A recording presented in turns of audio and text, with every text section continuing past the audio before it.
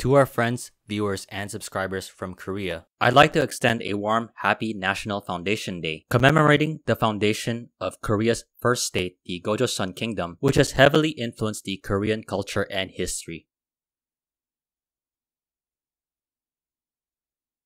If you happen to have flown internationally in the past or are a frequent flyer, chances are you've probably seen on flight information display boards or have heard on airport announcements a flight operated by one airline but as a series of flight numbers with different airline codes attached to it. This practice in the airline industry is commonly referred to as a code share flight, which is basically a business agreement between two airlines to market and sell the airline tickets for the said flight operated by one of the airlines as part of the agreement. This has been a major and highly influential aspect of aviation and travel over the last few decades, as some airlines throughout the world have formed much larger agreements which are commonly referred to as airline alliances. For those of you who may not be familiar with the concept of airline alliances, they are a business agreement between multiple airlines, which usually aims to promote cooperation between the airlines on marketing and sales, use of a partner airline's resources, and to expand and grow the airline's networks in other parts of the world where they normally may not actually have flights to. At present, the aviation industry is dominated by the three major airline alliances: Star Alliance, Oneworld, and SkyTeam, with the Star Alliance being the oldest, founded in 1997 by the likes of United Airlines, Lufthansa, Air Canada, and SAS. It is also the largest airline alliance, with 27 active members including Asia-based Asiana, All Nippon Airways, Singapore Airlines, Thai Airways, Air China, and EVA Air. As Star Alliance was the pioneer of the airline alliances, it was later joined by the Oneworld Alliance, which was founded in 1999 by the likes of American Airlines, British Airways, Cathay Pacific, and Qantas. Oneworld has 13 active full-member airlines, including Japan Airlines, Malaysia Airlines, and Qatar Airways. A year later, the SkyTeam Alliance was founded by Delta Airlines, KLM, Korean Air, Air France, and Aeromexico. Among the 19 member airlines include China Eastern, Garuda Indonesia, China Airlines, Vietnam Airlines, and Xiamen Air. These airline alliances are commonly referred to as the Big Three Alliances, which have greatly influenced the global aviation and travel industry, as well as inspired the likes of new alliances specifically for other regions and low-cost carriers. In 2016, two low-cost airline alliances were first founded: UFly and the Value Alliance, mostly made up of member low-cost airlines from the Asia-Pacific region. Another airline alliance, the Vanilla Alliance, was founded in 2015 in order to serve the Indian Ocean region. So how does one airline join an airline alliance, and how do they cooperate with one another? Each airline alliance has their own standards in terms of what they look for in a new partner airline, since it really boils down to as a business partnership between airlines.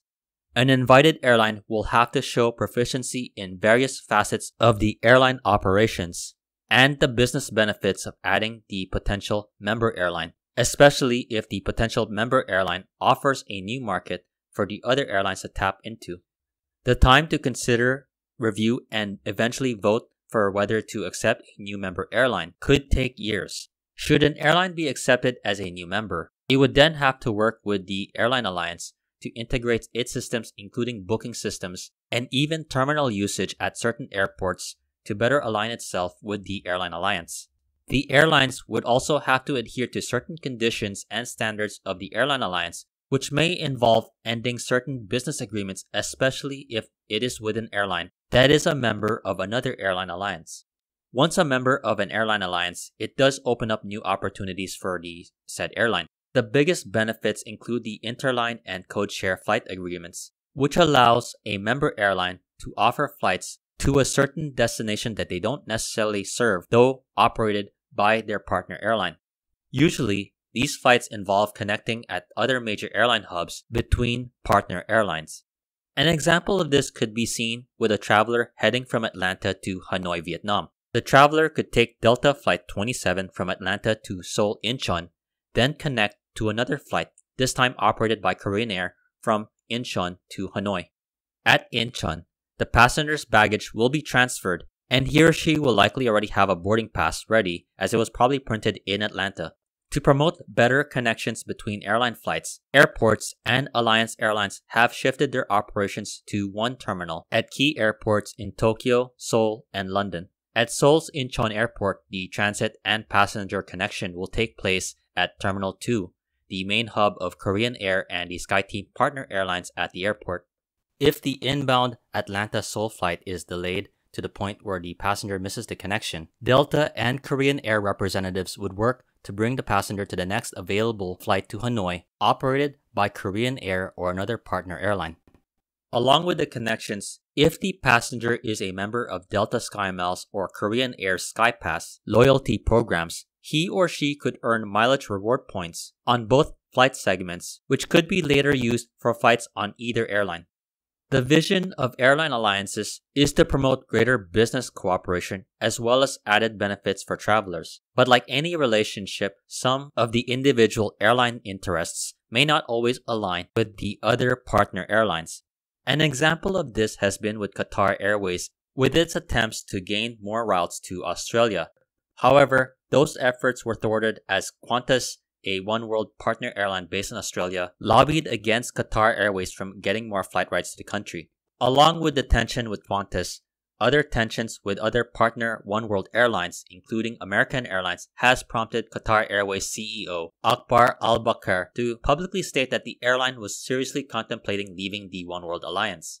While this has been the most public dispute between partner airlines within an alliance, sometimes these don't make headlines, as in the case of China Southern, which decided to leave the SkyTeam alliance in order to develop its own strategy for growth in the future. In recent years, these strategies have involved a new form of partnership in the form of joint ventures, which are smaller and more specific compared to the larger and broad airline alliance agreements, bringing up the question that is airline alliances a concept that is dying? While airline alliances often offer airlines great benefits, some airlines wield more power within an alliance and some airlines reaping most of the benefits. This could actually dissuade other airlines that are not members of these major alliances. And with the shrinking pool of eligible airlines, the boom and expansion of these airline alliances may already be over. Another key point of contention against airline alliances is that it reduces competition, especially on routes where it's dominated by a certain alliance. These alliances could influence the market of a certain route by agreeing to operate a certain route with limited flights, which could drive up fares. What are your thoughts on the influence of airline alliances in the aviation and travel industry today? If you are an avid aviation enthusiast and a regular traveler, which airline alliances do you normally travel with? This has been another edition of Flights in Asia, highlighting the news and updates from the aviation and travel scene in the Asia Pacific. If you like this video, please like, comment, and subscribe. Once again, thank you for watching and have a great day.